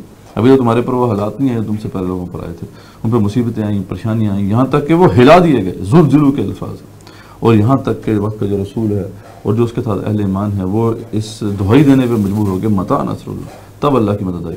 اور یہ آپ صلی اللہ علیہ وسلم کے جو سٹیج تھی وہ کراس ہو گئی تھی جب طائف میں واقعی آپ کی زبان سے جو ہے ایک شکایت کے الفاظ بھی نکلے، لیکن وہ عظیمت ان کی سامنے آتی ہے رسول اللہ صلی اللہ علیہ وسلم کی، جس پہ اللہ سے کہتے ہیں کہ اگر اللہ تو یا تو راضی ہے تو میں بھی اس پہ راضی ہوں۔ اس کے بعد آپ دیکھتے ہیں کہ نصرت کے بہت سے مظاہر کھلنا شروع ہوتے ہیں، جس میں ایک بہت بڑا مظہر جو ہے وہ یہ تھا کہ اوس و خزرج کی آپس میں صلح ہو جاتی ہے، اور اس سچویشن میں اللہ تعالیٰ نے خود فرمایا کہ اللہ تعالیٰ کی مدد آتی ہے۔ یہ مدد جو ہے رسول اکرم صلی اللہ علیہ وسلم کے لیے اس صورت میں آئی، اصحاب کہف کے لیے وہ اس صورت میں آئی کہ ان کو 300 سال یا جتنے بھی سال نیند کی کیفیت میں ڈال دیا، ٹھیک ہے۔ یہ وہ جو دیگر انبیاء اور رسول علیہ السلام کے کہ ہم دیکھیں واقعات تو اس صورت میں آئی کہ اللہ تعالیٰ نے اوپر سے عذاب اِنَّا لَنَنصُرُ رُسُلَنَا وَالَّذِينَ آمَنُوا فِي الْحَيَاةِ الدُّنْيَا، وہ تو پکا اصول ہے۔ اور لیکن اس سے پہلے ساری اسٹرگل سورہ شورا مکی صورت ہے، اس میں 2 چیزیں اور بھی ہیں جو مطلب ایک عام آدمی کو سمجھنے کے لیے بڑے آسانی سے سمجھ میں آ سکتی ہے۔ ایک چیز تو یہ دیکھیں نا کہ نبی صلی اللہ علیہ وسلم نے خطوط کب لکھے ہیں بیرون ملک کے، اگر آپ کی حکومت قائم ہو گئی تھی مدینے میں آتے ہی تو اسی وقت بھی لکھ سکتے تھے، نہیں لکھے، وہ صلح حدیبیہ کے بعد ہی لکھے ہیں۔ یہ ایک اور دلیل ہے ایک کامن سینس رکھنے والے کے لیے، جب آپ کی اندرون ملک عرب وہ حیثیت مسلم ہوئی ہے تو آپ نے بیرون ملک عرب یہاں پہ جو کہہ رہے ہیں نا کہ وہ تو حکومت والی بات تو طے ہو گئی، وہ کہہ رہے ہیں کہ جی دعوت دے کے تو وہ جیسے والے تبدیل ہو گئے، خالی دعوت سے وہ تبدیل ہو گئے، تو وہ اس کو چلیں وہ تو ایک علیحدہ بات ہے نا، میں تو اسی پہ فوکس کروں جو اصل ان کا سوال ہے۔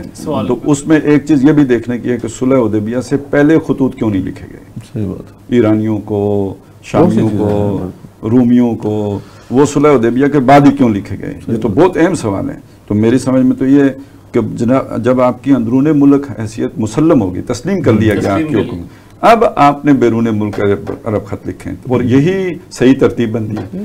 دوسری، اگر کوئی دینی بندہ ہو جو مذہبی معاملات کو سمجھتا ہو، جو اللہ کی سنت ہے رسولوں کے باب میں اس کا علم جو رکھتا ہو، وہ یہ سوچے کہ حضور کی بعثت تو اصلاً جو ہے نا مرکزی بستی ام القریٰ جو ہے لتنذر بہ ام القریٰ ومن حولہا، ایک رسول آ کے جب ایک اپنی بستی کو انذار کر دیتا ہے اور وہ بستی والے اسے وہاں سے نکال دیتے ہیں، اس کے بعد اللہ کی سنت کیا ہے؟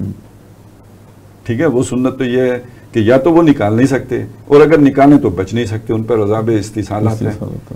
اور یہاں پہ اگر ایسا نہیں ہوا ہے تو یہ کیسے ہو سکتا ہے کہ ہم یہ سمجھیں کہ انہوں نے کامل طور پر رسول کو بے دخل کر دیا وہاں سے؟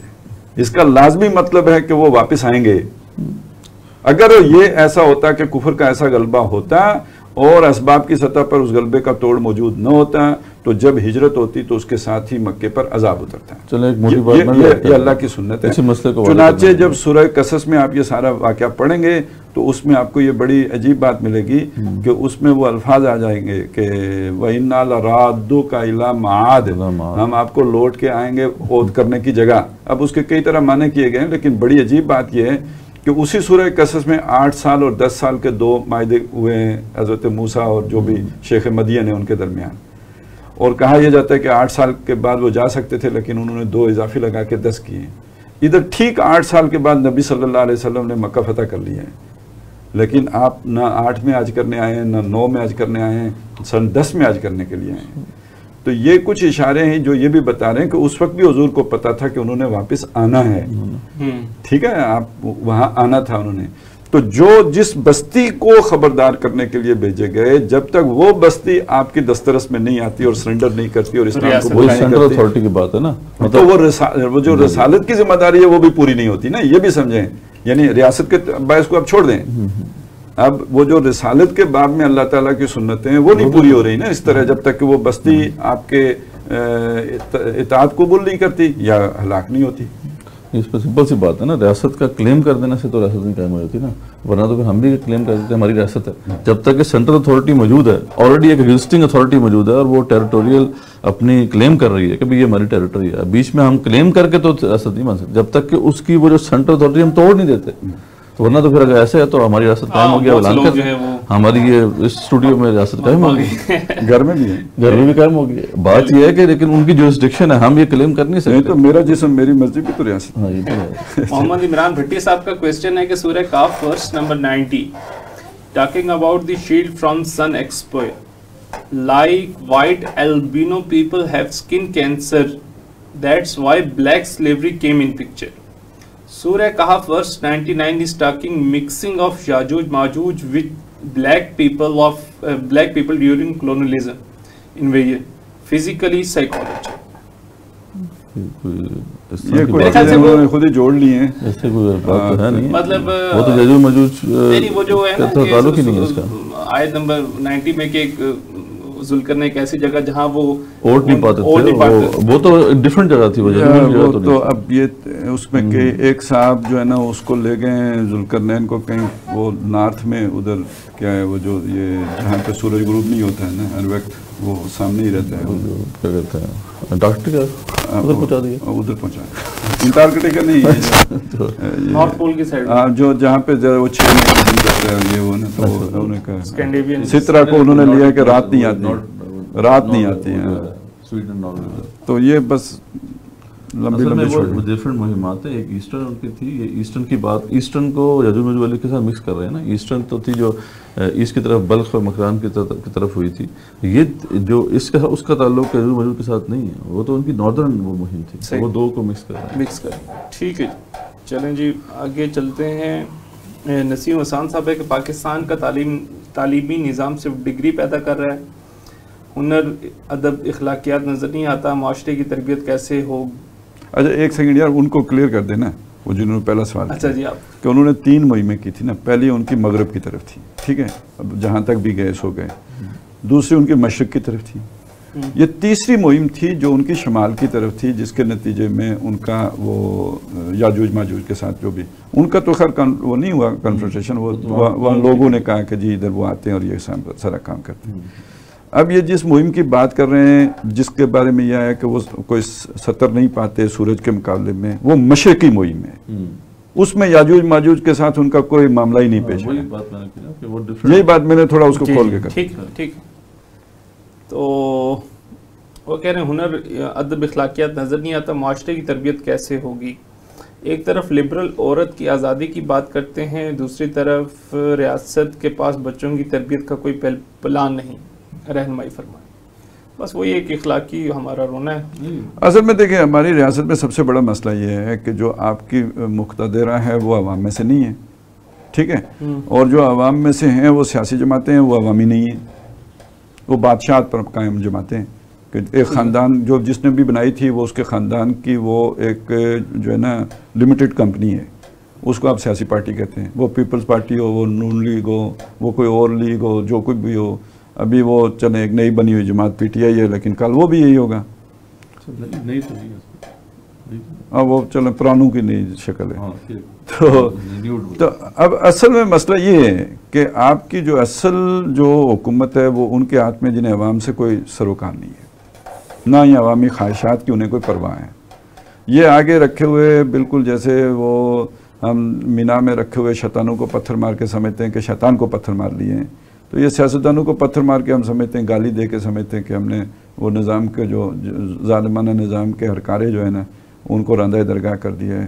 تو وہ تو سامنے ہی نہیں ہے بھائی. چلیے اس میں بات ہے نا, یہ بھی ایک تصور کیجیے معاشرے کی اصلاح کیسے ہو. دیکھیے معاشرے کی اصلاح جو ہے وہ ایک ریاست ہی کر سکتی ہے. یہ جو ایک یوٹوپیا ہم بنا لیتے ہیں کہ ہم معاشرے کی اصلاح کریں گے, یہ ممکن نہیں ہوتا. یعنی ایک طرف اسٹیٹ اپنے سارے تمام وسائل کے ساتھ وہ ایک خاص قسم کے ڈگر پہ چلا رہی ہے معاشرے کو. ایک آپ لوگ ہیں جو کہ انڈیپینڈنٹ حیثیت میں عوام میں سے اٹھتے ہیں, آپ یہ کلیم کرتے ہیں کہ ہم معاشرے کی اصلاح کریں گے, تو یہ ایک یوٹوپیا ہے جو اپنے ساتھ لیا جاتا ہے. اس لیے تو یہ بات کی جاتی ہے کہ یہ ممکن نہیں ہے جب تک کہ ریولوشن نہ لے کے آئی جائے. یعنی آپ یہ تو کر سکتے ہیں کہ ان لوگوں کی تربیت کریں جو اس کے لیے تیار ہوتے ہیں کھڑے ہونے کے لیے. یہ تو کر سکتے ہیں کہ کچھ تھوڑا بہت امپیکٹ آس پاس اپنے معاشرے میں ڈال دیں. کرپٹ نظام میں تربیت ممکن نہیں ہوتی, بلکہ اس کرپٹ نظام کو کرپٹ لوگ درکار ہوتے ہیں. وہ کرپٹ کرتا ہے لوگوں کو کیونکہ اسے چاہیے کرپٹ ہوتے ہیں. کرپٹ آدمی صاحب کردار نہیں ہوتا کہ اس کے مقابلے میں کل بات اس پر تنقید کر سکے, اس پر کوئی کرٹیک کر سکے. خالد صاحب اس کے پیچھے ایک خاص سوچ کیا ہے کہ جی ہم اسی طریقے سے معاشرے کی تربیت کر دیں گے, ایجوکیشن اپنی اسکول وغیرہ بنا کے کوئی یونیورسٹیز بنا لیں گے ہم, اس طریقے سے معاشرہ چینج ہو جائے گا. تو یہ یوٹوپیا ہے. جو وہی ہوتا نہیں, کیا ہوتا ہے جب وہی بچہ جس کو آپ آئسولیشن میں رکھ کر آئسولیشن میں رکھ کے بنا کے معصوم یہاں تک پہنچاتے ہیں, اس کے بعد جب معاشرے میں چھوڑتے ہیں تو ساری حسرتوں کے ساتھ اپنا سارا نکالتے ہیں اور تیز ہوتے ہیں. چلیں جی, ساتھ قیوم قریشی صاحب, کیا کسی ایسے ملک کی شہریت اختیار کرنا جس کا آئین خالص جمہوری ہو, قوانین بنانے کا اختیار اور اقتدار اعلیٰ عوام کے پاس ہو, شرک ہے؟ شہریت اختیار کرنا سمرا شہریت ہوتی ہے, وہ یہ کہنے کا مطلب ہے نا آپ کہیں ابراڈ جا سکتے ہیں, یعنی وہاں جا کے پکے رہائش رکھ سکتے ہیں, یہ وہ.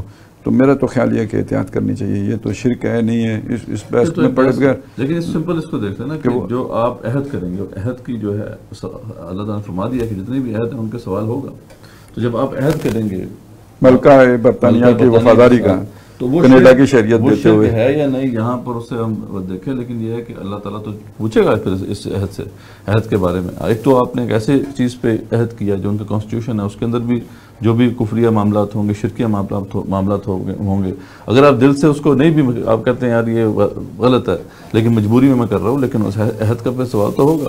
اور پھر یہ ہے کہ کیا مجبوری ہے یار, اللہ تعالیٰ تو یہ کہتا ہے بھائی ایک جگہ پہ آپ کے لیے بندگی کرنی اگر آسان نہیں ہے تو آپ وہاں سے چھوڑ کے اس جگہ چلے جائیں جہاں پہ آسانی ہو. ٹھیک ہے, اب آپ کے لیے ایک جگہ پہ جو ہے وہ اسلام کے ساتھ زندہ رہنا آسان ہے, اس کسی ایسے عہد میں جکڑے جانے کے بغیر, اور وہاں سے صرف اپنی زندگی بہتر کرنے کے لیے, لائف سٹائل بہتر کرنے کے لیے آپ جائیں, جا کے کسی کی غلامی اختیار کر لیں جن سے بڑی مشکل سے آزادی حاصل کی تھی. تو یہ کون سی سینسیبل بات ہے؟ اوپر سب سے بڑے جو ہم نے بات کی تھی کہ اللہ کیا ہے پورے قرآن میں آپ کو نظر آتا ہے کہ وَلَا تَمُوتُنَّ إِلَّا وَأَنْتُمْ مُسْلِمُونَ. سب سے بڑا خزانہ ہم نے بات جہاں پہلے بھی کی تھی وہ اسلام ہے. ایک بندہ وہاں جا رہا ہے, وہ سوسائٹی ہی بیسیکلی کفر پر بیس کرتی ہے. ایلینیشن جو ہے یہ کوئی بھی برداشت نہیں کر پاتا. یعنی انسان جو ہے وہ یہ برداشت نہیں کر سکتا کہ اس کو سوسائٹی ایلینیٹ کر دے, اس کو سوسائٹی جو ہے دور کر دے اپنے سے. ہم تو شدر بن کے کوئی, یہ انسان کی نیچر کے خلاف ہے. آپ تو چلو ٹھیک ہے, آپ کی تربیت کسی مسلمان کنٹری میں ہوئی, کچھ نہ کچھ آپ نماز روزے کے پابند تھے, ٹھیک ہے, آپ تو شاید اس کو فیس کر سکیں. جو بچہ جس کی سب کانشیس, جس کا غیر شعوری طور پہ اس کا جتنا بھی وہ دور ہے وہاں گزرے گا, یہ کیسے ممکن ہے کہ وہ اس سے متاثر ہوئے بغیر رہ رہے. اور آپ تو بیسیکلی اپنی پوری نسلوں, ایک نسل نہیں کئی نسل در نسل جو ہے آپ کو اسلام کی بجائے کفر کی طرف پھینک رہے ہیں. اور یہ ہوتا ہے آپ کو پتہ ہے جتنے بڑے سے بڑا کوئی نیک بندہ بھی ہو, دوسری تیسری جنریشن میں جا کے وہ سارے کے سارے. تو آپ کے پھر ذمہ دار وہی ہوں گے, وہ جو بزرگ صاحب بابا جی جو وہاں پہ گئے تھے, جنہوں نے نیشنلٹی لی تھی, اپنی پوری کی پوری نسل جو آگے جو آئے گی ان کی, تو وہ پھر سارا فائدہ تو پھر ان کو بھگتنا پڑے گا. تو یہ سمجھنا چاہیے. چلیں جی, اس وقت بزرگ ہوں گے, ابھی تو بزرگ نہیں ہے نا. نہیں, ہاں ابھی تو سوال ہم نے لے لیا. ماوا ویلفیئر کی طرف سے ایک کوسچن ہے کہ حزب تحریر کہتی ہے کہ مدینہ میں ریاست قائم ہو گئی تھی, لہٰذا اب اقامت دین کی جد و جہد کے لیے نہ قتال کی ضرورت ہے نہ جہاد کی, اب صرف دعوت و تبلیغ سے دین غالب ہوگا. یہ وحید الدین خان بھی کہتے ہیں, یہ جاوید احمد غامدی بھی کہتے ہیں, یہ حزب التحریر بھی کہتے ہیں. ان سب کو یہی مغالتا ہے, کسی کو ہے اور کوئی پیدا کرتا ہے. ہاں بات ہوگی آج. دوسری بات اس میں اور ایڈ کر لیں, دو چیزوں میں ایک ہے کہ جو جہاد یا کرنا فی سبیل اللہ, اللہ کے دین کے لیے, اور ایک ہے کہ ریاست کا اسلامی ہونا یا نہ ہونا. یہ دو ڈیفرنٹ, وہ منہج کو کہتے ہیں نا, کہ جو سنت سے تو ہمیں یہ ثابت ہے. ہاں, وہ اصل میں یہ دو ڈیفرنٹ چیزیں ہیں. ایک ریاست کو اسلامی قرار دینا نہ قرار دینا, یہ تو بحث ہی آج بات کی ہے. یعنی ہمارے اسلاف کے ہاں تو یہ بحث موجود, ریاست ہی موجود نہیں تھی, تو بحث کہاں سے آ گئی؟ وہاں تو جو بحث ہے وہ دارالاسلام دارالکفر کی بحث, وہ اور شے ہے. یہ ریاست کا اسلامی ہونا یا غیر اسلامی ہونا یہ ایک ڈیفرنٹ بحث ہے. ہاں, ایک اللہ کے احکامات نافذ نہ ہو, اس کو نافذ کرنے کی جدوجہد کی فرضیت اور اس کے لیے جدوجہد کرنا, یہ ایک ڈیفرنٹ ہے. اصطلاحات کا فرق ہے, اصطلاحات کا فرق ہے. وگرنہ یہ کہ ہمارے فقہاء کے جو بھی یہ ریاست کی شرائط وغیرہ ملتی ہے نا, اصطلاحات کے فرق کے ساتھ آلموسٹ یہی ہیں جو اس وقت ہماری جدید سیاسی. لیکن یہ بحث جو ہے اس کو کانٹیکسٹ میں دیکھنا ہوگا نا. اس کانٹیکسٹ میں دیکھنا جاتا ہے, ایپل کو ایپل سے کمپیئر کر سکتے ہیں نا. تو وہ دوسرا جو ان کا مسئلہ ہے حزب التحریر کا, وہ ہے وہ جو نصرت والا ہے, جو اصل جہاں سے وہ لے کے آتے ہیں. وہ یہ کہتے ہیں کہ جو کیونکہ آپ صلی اللہ علیہ وسلم نے اس کو بحث کافی وہ ڈیٹیل ہے, یہ پھر لے لیں گے, کیونکہ اہم ہے بحث نصرت والی. بٹ اتنی بات تو ہے نا کہ ان کے نصرت کا تصور اپنا ہی ہے نا, جو قرآن کا ہے نا سنت کا ہے نا سیرت کا ہے, یہ ان کا اپنا ہی نصرت ہے. صحیح. بس آخری کویسچن ہے, پھر انشاءاللہ ہم اپنا پروگرام کریں گے, باقی کویسچن ہم کل ایڈریس کریں گے. احسن صاحب نے کہتے ہیں سلام, حدیث پاک میں ہے کہ جس کسی نے جس چیز کے لیے ہجرت کی اس کو وہی ملے گا. میرا سوال ہے کہ اگر کوئی روزگار کے لیے ملک سے باہر گیا ہوا ہے تو اس کے لیے کیا حکم ہے؟ وہ ملک سے باہر رہ کر دین کے لیے کام کر سکتا ہے یا اسے واپس آ جانا چاہیے؟ یہ مکہ سے ہیں, سعودیہ. اس پہ بات تو یہی ہے کہ